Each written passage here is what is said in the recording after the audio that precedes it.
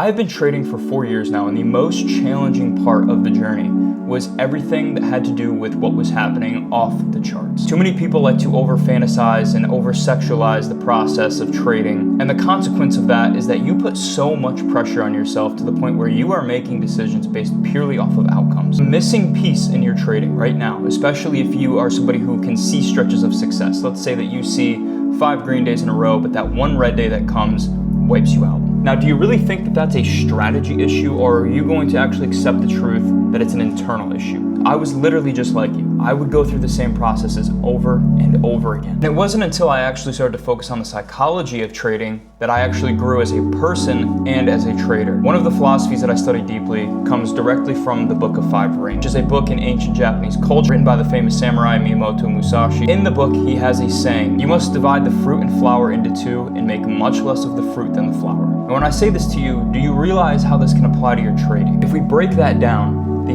flower is your strategy. The fruit is the outcome of your strategy. When you overvalue and you put too much importance into the fruit itself, you forget about the flower, which is producing the fruit. And by hearing that, this should reprogram your brain into realizing that when you decide that you're only going to worry about the fruit on this day and you make irrational decisions, you by proxy ignore the system that gives you the fruit. The fruit, of course, is the money that you want from the trading. But the problem is worrying about the wrong thing. You need to focus on the systems, not the outcomes of the systems, because the system is what's going to keep producing you outcome. Every single day that you come into the markets, you need to accept that there is one of two fucking options. You follow your rules, or you break your rules. And that's the only baseline and metric that you need to be paying attention to. If you come in and you only gauge performance on outcome, you're dead wrong. I can go into the market, blindfold myself, take a random trade and end up green or red. If I end up green, is that somehow a win? Probably not. And viewing it that way can be harmful. Whereas you can come in, put all of your attention in the right place, follow your rules,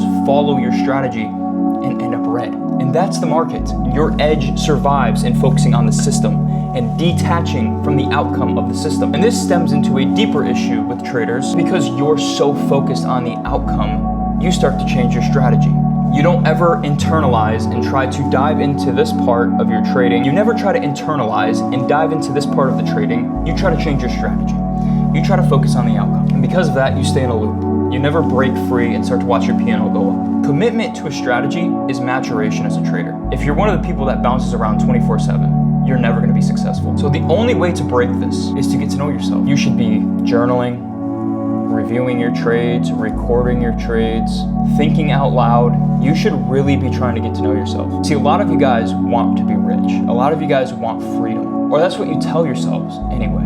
Because if you really wanted those things, would you be acting the way that you act now? Something I see a lot with traders that I work with is they care more about the idea of making money than actually making money. What was special about trading wasn't the money so much as what it made me. I created somebody who was more confident, created somebody who's more bold, more risk-taking, more measured. I did not start out that way. I had to grow into this version of myself that I currently am. And I know that in 6 months from now, I'll look back at this version of myself and I'll be disappointed because I'm always trying to grow, which is what you need to do as a trader. You need to have yourself in a constant state of review. If you take anything from this video, it's that you need to focus more on your mindset, less on a strategy, less on the charts, less on an indicator that you don't even need. You need to focus on why and how you react in certain situations. That's all it comes down to. So if you want to retire your family, if you want to have financial freedom, if you want to be able to open up your bank account and not have a fucking anxiety attack, it starts in the mind because the world is exactly what we think it is, better or for worse.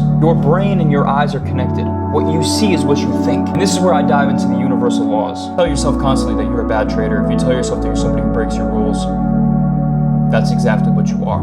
Life is a mirror. And let's say that you're somebody who doesn't even care only about trading. Let's say that you also are somebody who wants to get into business. I myself, I do social media. I have a business. I trade. All of these things go hand in hand with one another.